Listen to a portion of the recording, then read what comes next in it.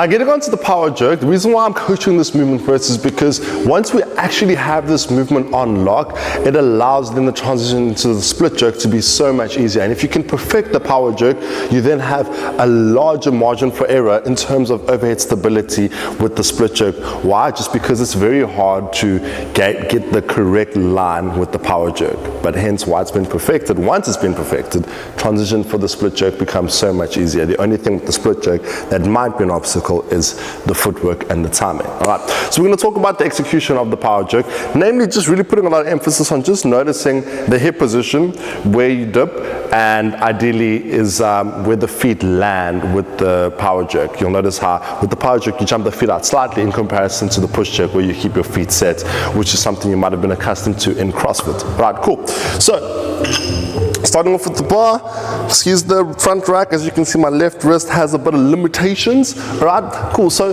elbows up-ish. All right, doesn't have to be crazy up there, but I don't want them down there either. Find a comfortable 45-degree angle. Now, putting a lot of emphasis, taking emphasis off of my shoulders, we're now going to be looking at hips and the feet. Cool. Taking the bar back.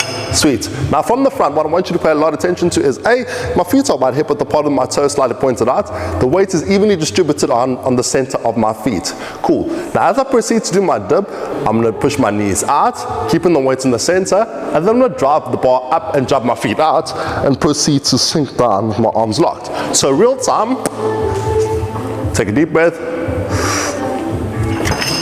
sink, catch, stand. From the side, what does that look like?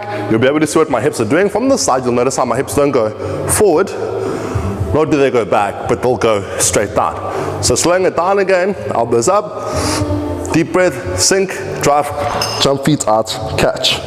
One more time.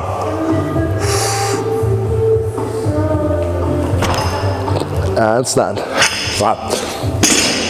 The most important part is when doing the power jerk, just don't forget to sink down and jump the feet out. And that's how you differentiate between a push jerk versus a power jerk.